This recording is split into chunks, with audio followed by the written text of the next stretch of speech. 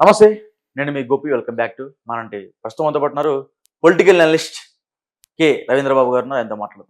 Sir నమస్తే అండి. నమస్తే గోపి.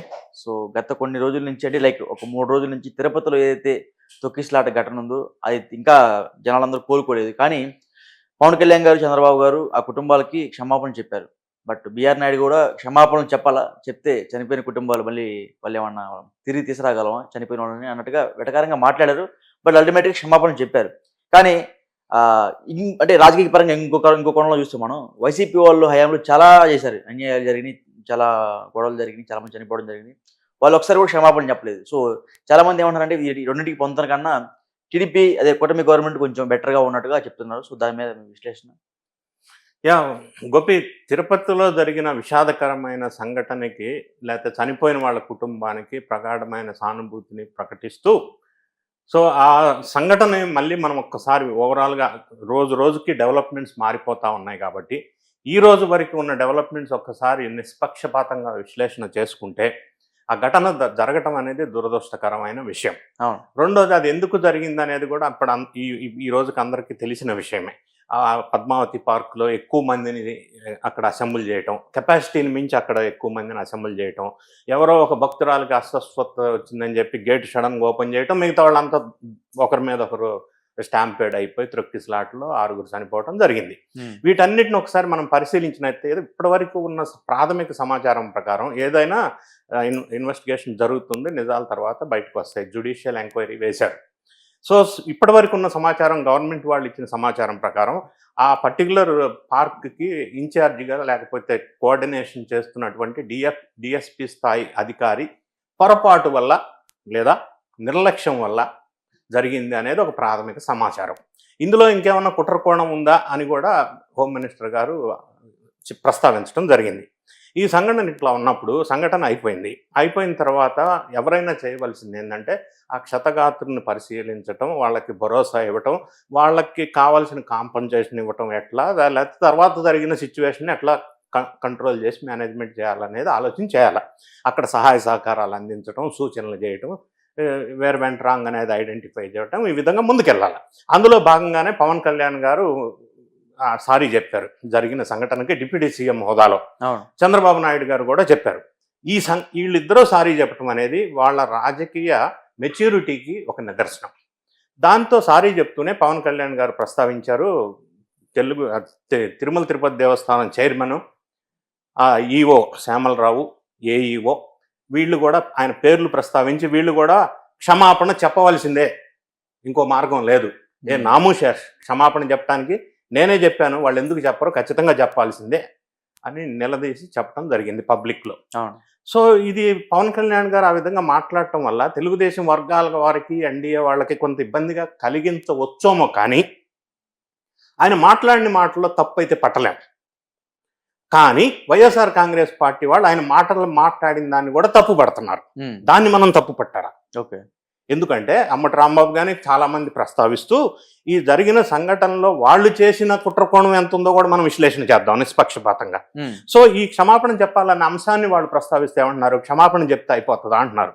రోజా అంటది 2 కోట్లు నష్టపరిహారం ఇవ్వాలా, ముఖ్యమంత్రి రాజీనామా చేయాలంటారు. పులివెందుల ఎమ్మెల్యే అంటాడు ముఖ్యమంత్రి రాజీనామా చేయాలంటాడు. ఇట్లా రకరకాలు. ఇంకొక వైఎస్ఆర్ కాంగ్రెస్ పార్టీకి సంబంధించిన బోమన కరుణాకర్ రెడ్డి అంటాడు తిరుమల తిరుపతి దేవస్థానం లడ్డు పవిత్రత దెబ్బతింది అని చెప్పి బ్లేమ్ చేశారు. ఓకే. ఆ బ్లేమ్ చేయటం వల్ల దేవుని కోపం వచ్చి ఈ విధంగా జరిగిందని ఆయన అంటాడు. ఇంకొక వైఎస్ఆర్ కాంగ్రెస్ పార్టీ నాయకుడు అంటాడు తిరుమల లడ్డు అపవిత్రత జరిగి 108 డేస్ అయింది, 108 డేస్కి హిందువుల్లో ఒక మంచి ఇంపార్టెన్స్ ఉంది కాబట్టి ఈ సంఘటన జరిగింది అంటాడు. ఈ విధంగా వైఎస్ఆర్ కాంగ్రెస్ పార్టీకి సంబంధించిన సోకాల్డ్ లీడర్స్ ఈ విధంగా ఇప్పుడు బ్లేమ్ గేమ్ ప్లే చేయటం అనేది కరెక్ట్ కాదు, అది తప్పు. వాళ్ళు చేయాల్సిన పని వాళ్ళు చేయాలి. ఇవన్నీ బ్లేమ్ గేమ్ చేస్తూనే నిన్న మనకి ఆనం రామనారాయణ రెడ్డి కన్సర్న్ మినిస్టర్ ఒక స్టేట్మెంట్ ఇచ్చారు. వీళ్ళందరూ వెళ్ళి హాస్పిటల్లో జగనన్న వస్తున్నాడని చెప్పి ఎన్డీఏ గవర్నమెంట్ని బ్లేమ్ చేయండి, జగనన్న సపోర్ట్ చేయండి అని చెప్పి పేషెంట్లకి డబ్బులు లోపల కవర్లు ఇచ్చారు అని స్వయాన ఆనం రామనారాయణ రెడ్డి మినిస్టర్ ప్రస్తావించడం జరిగింది. ఒకవేళ కవర్లు ఇచ్చి పైసలు ఇచ్చి వాళ్ళ చేత ఆ విధంగా చెప్పించుంటే అది క్రిమినల్ చర్యగా తీసుకోవాల్సిన అవసరం ఉంది. దాని ఎవిడెన్స్ తీసుకొని సీసీ ఫుటేజ్ ఇన్ని కార్యక్రమాలు చేయటం ఒక వంతు అయితే, రెండోది మనకి కుట్రకోణం ఏమి వినిపిస్తా ఉందంటే, జగన్ రెడ్డి గారు గతంలో చాలా సందర్భాల్లో, మీ దగ్గర బయట ఉంటే కూడా ప్లే చేయొచ్చు, చాలా సందర్భాల్లో ఆ పర్టికులర్ ఎస్పీ ఎవరైతే ఉన్నారో సుబ్బరాయుడు, ఆయన గురించి జగన్ రెడ్డి గారికి విపరీతమైన కోపం. ఆ కోపం ఎందుకు ఉందంటే, ఆయన అక్కడ ఎస్పీగా వచ్చిన సందర్భంలో ఆ పర్టికులర్ ఏరియాలో ఎర్రచందనం బాగా ఫేమస్, తర్వాత గంజాయి, ఇవన్నీ అసంఘిక కార్యక్రమాలు నడిపిస్తుంది, లీడ్ చేస్తుంది, గైడ్ చేస్తుంది, ఈ దందా చేస్తుంది చెవిరెడ్డి భాస్కర్ రెడ్డి అని వైఎస్ఆర్ కాంగ్రెస్ పార్టీకి సంబంధించిన ఒక ప్రముఖ వ్యక్తి అని వార్తలు వినిపిస్తూ ఉన్నాయి. సో ఈ విధంగా ఈయన అడ్డు తగులుతున్నాడు కాబట్టి గతంలో జగన్ రెడ్డి గారు ఈ సుబ్బారాయుడు అతను ఉండటానికి వీల్లేదు, ఆయన తెలంగాణ ప్రాంతాన్ని నుంచి డిప్యుటేషన్ వచ్చాడు, ఆయన రిటైర్ అయినా తెలంగాణ వెళ్ళినా 7 సముద్రాల అవతలున్నా తీసుకొచ్చి ఆయన సంగతి తేలుస్తా అని మాట్లాడటం జరిగింది. ఆ బ్యాక్గ్రౌండ్ నేపథ్యంలో ఈ రోజు ఆయన్ని ఇబ్బంది పెట్టాలా, ఆయన అక్కడ ఉండకూడదు అన్న దురాలోచనతోటి ఆ కన్సర్న్ డిఎస్పీని మేనేజ్ చేశారా అని ఒక వార్త వినిపిస్తా ఉంది. నిజాలు ఎంక్వైరీలో బయటకు వస్తాయి, మనం ఇప్పుడు కన్ఫర్మ్డ్గా చెప్పటం లేదు. ఇప్పుడు ఏమనిపిస్తుంది, ప్రజల్లో ఏం జరుగుతుంది, మినిస్టర్స్ ఏమంటున్నారు అన్నది మాత్రమే విశ్లేషణ చేస్తున్నాం. ఆ డిఎస్పీని మేనేజ్ చేసి ఈ సంఘటనకి కారణం అయ్యారు అనేది ఒకటి. ఆ సంఘటన జరిగినప్పుడు అంబులెన్స్ రెడీ పెడితే అంబులెన్స్ డ్రైవరు 20 మినిట్స్ దాకా అందుబాటులో లేకుండా పోవటం, వీళ్ళిద్దరిని మేనేజ్ చేసి సంఘటన ఇట్లా జరిగి ఈ బ్లేమ్ చేయటం వల్ల సుబ్బారాయుడు ఎస్పీని ట్రాన్స్ఫర్ చేయటం జరిగింది. అంటే జగన్ కోరిక నెరవేరింది. రెండో పాయింట్ ఇంకొకటి ఏం వినిపిస్తుందంటే, జగను చాలా విషయాల్లో బ్లేమ్ అయ్యాడు. ఈ 6 నెలల్లో ఆ బ్లేమ్స్ అన్ని బయటకు వస్తా ఉన్నాయి. అందులో ప్రధానంగా ప్రపంచ వ్యాప్తంగా బ్లేమ్ అయిన సంఘటన తిరుపతి లడ్డు అపవిత్రం అయింది జగన్ గారు ఈ అవకతవకల వల్ల అనేది బయటకు వచ్చింది. సో జగన్ గారు లేదా గవర్నమెంట్ తిరుపతి లడ్డు విషయంలో టోటల్ గా బ్లేమ్ అయ్యారు, తిరుపతి బేస్ చేసుకొని. కాబట్టి అదే తిరుపతిని బేస్ చేసుకొని ఎన్డీఏ గవర్నమెంట్ తెలుగుదేశం పార్టీని అదే తిరుపతి ప్రధాన కేంద్రంగా మళ్ళీ రీబ్లేమ్ చేయాలని ఒక కుట్రకోణం ఏమన్నా దాగుందా అని ఇంకొక అంశం బయటకు వస్తా ఉంది. సో ఇవన్నీ అంశాల విషయం పరిశీలన చేసినట్టయితే దీని వెనక వైఎస్ఆర్ కాంగ్రెస్ పార్టీ వాళ్ళు సంఘటన జరిగిన తర్వాత ఇచ్చిన స్టేట్మెంట్స్ కరెక్ట్ కాదు, వాళ్ళు ఆ క్షతగాత్రులకి పైసలు కవర్లు ఇచ్చి మాట్లాడిపించడం కరెక్ట్ కాదు. మూడోది, వాళ్ళ వెనక సుబ్బారాయుడు ఎస్పీని ట్రాన్స్ఫర్ చేయడంలో ఉన్న కుట్రకోణం కానీ, తిరుపతి బేస్ చేసుకొని సంఘటన కారణం అయి గేమ్ చేయడంలో కానీ వీళ్ళ పాత్ర ఉంది అని అనుమానాలకు తావిచ్చే విధంగా వాళ్ళు ప్రవర్తిస్తూ ఉన్నారు. అదంతా వదిలేసి క్షమాపణ చెప్పాలి అని పవన్ కళ్యాణ్ గారు అడిగినప్పుడు, తర్వాత తిరుపతి దేవస్థానం చైర్మన్ పవన్ కళ్యాణ్ గారు ఇచ్చిన తర్వాత మీరు అన్నట్టు ఇంతకుముందు క్షమాపణ చెప్తే చనిపోయిన వాళ్ళు తిరిగి రాకపోయినా కూడా వాళ్ళు క్షమాపణ చెప్పారు, ఎందుకంటే నైతిక బాధ్యత తీసుకున్నారు. మూడోది, మనకు రియలిస్టిక్గా ఆలోచించినట్టయితే ఈ ఘటనకి ప్రధానమైన కారణం ఒకటి అధికారుల నిర్లక్ష్యమా లేకపోతే ఇంకేమన్నా కోణం ఉందా అనేది సెకండరీ. రెండోది, అధికారులకి తిరుపతి దేవస్థానం టీంకి సమన్వయ లోపం, ఈ సమన్వయ లోపం కూడా కనిపిస్తూ ఉంది. సో ఈ అంశాలన్నీ ఎంక్వైరీలో వెలుగులోనికి వచ్చినప్పటికీ కూడా ఈ కారణాల వల్ల ఈ సమస్య రోజుకొక రకంగా టర్న్ చేసుకుంటుంది.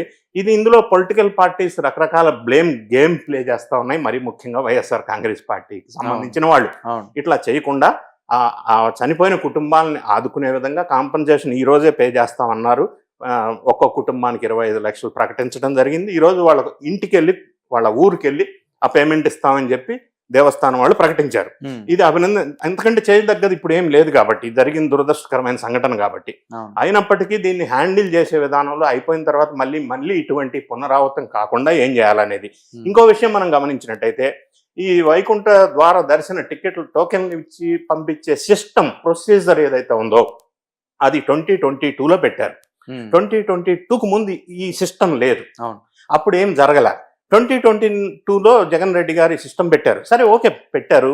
వీళ్ళు మళ్ళీ కొత్త కమిటీ ఏర్పడిన తర్వాత సమీక్షించుకొని ఇది ఎంతవరకు మనకి కరెక్టు లేదా ఏమన్నా చేంజ్ చేయాలా అని బహుశా అంత టైం కూడా ఉండకపోవచ్చు, లేదా ఆ బోర్డుకి ఈ అధికారులకు మధ్య సమన్వయం సరిగా ఉండకపోయి ఉండొచ్చు. ఈ మాట ఎందుకు అంటున్నానంటే, చంద్రబాబు నాయుడు గారు ముందే తిరుపతి దేవస్థానం చైర్మన్ శ్యామలరావు గారు ఈఓ కొంత ఘర్షణగా మాట్లాడుకోవటం మనం చూసాం.